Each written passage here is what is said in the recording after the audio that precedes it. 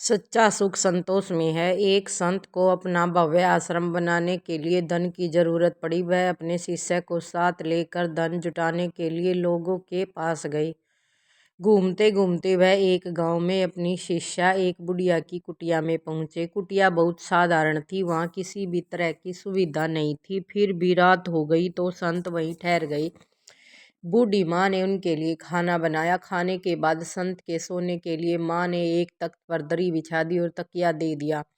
वह खुद जमीन पर ठाठ बिछा कर सो गई। थोड़ी ही देर में वह गहरी नींद सो गई, लेकिन संत को नींद नहीं आ रही थी।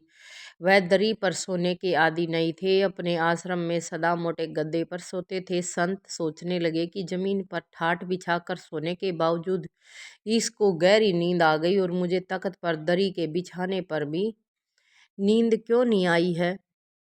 मैं तो संत हूँ, सैकड़ों का मार्गदर्शन करता हूँ और यह एक साधारण बुढ़िया। यह बात उन्हें देर तक मथती रही। सोचने लगे, एक दिन यहीं रुकता हूँ, देखता हूँ ये ऐसा कौन सा मंत्र जानती है कि ऐसी अवस्था में भी प्रसन्न है और चैन से सोती है। सुबह जल्दी उठकर बूढ़ी माँ ने अपने हाथ से कुटिया की सफाई की और चिड़ियों को दाना खिलाया। गाय को चारा दिया। फिर सूर्य को जल अर्पण किया, पौधों को सींचा, गुरु को प्रणाम किया और कुछ देर बैठकर भगवान के नाम का स्मरण किया। आंगन से तरकारी तोड़ कर भोजन पकाया।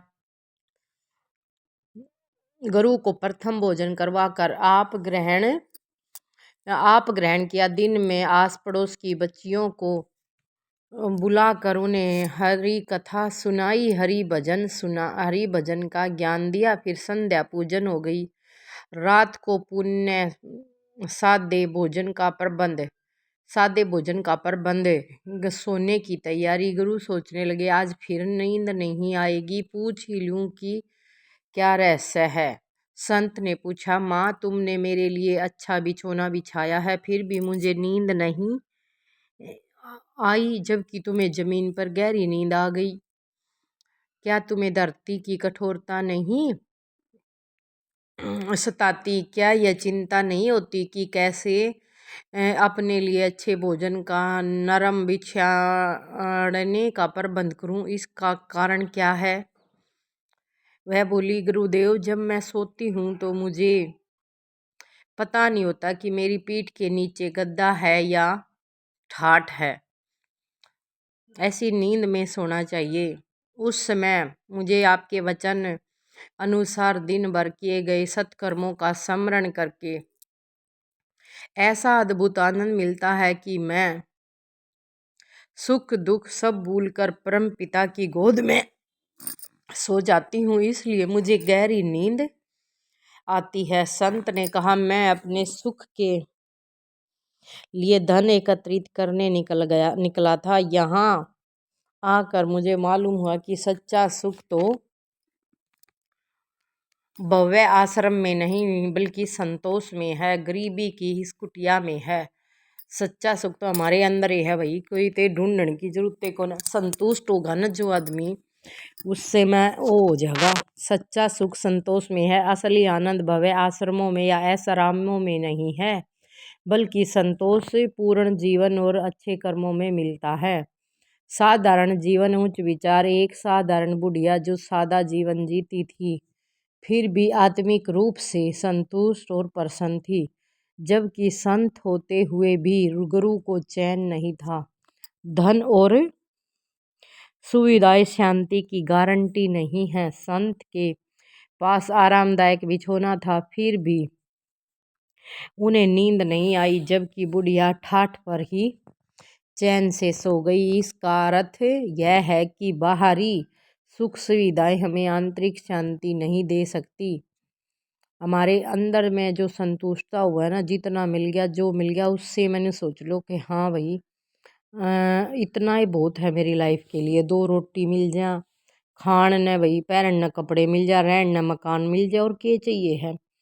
एक काम ऐसा नहीं करना चाहिए जिससे हमने रात भर नींद ना आवे। कोई काम हम ऐसा कर देंगे ना, तो कोई भी काम है, चाहे कोई भी काम कर दें, किसी का दिल भी दुखा दिया, चाहे एक कीड़िए मार दी, वो कीड़ी का मारना भी हमारे लिए श्राप बन जा है।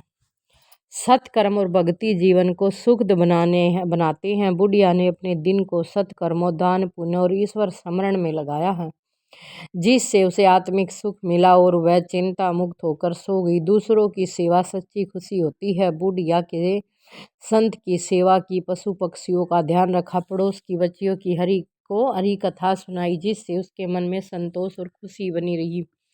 सुख दुख हमारे विचारों पर निर्भर करता है। अगर हमारा मन शुद्ध और संतुष्ट रहेगा तो हम बाहरी परिस्थितियाँ परेशानियाँ नहीं करेंगी। सच्ची नींद और शांति अच्छे कर्मों से आती है। बुढ़िया को शांति से नींद आई क्योंकि उसने दिन भर अच्छे कर्म किए थे।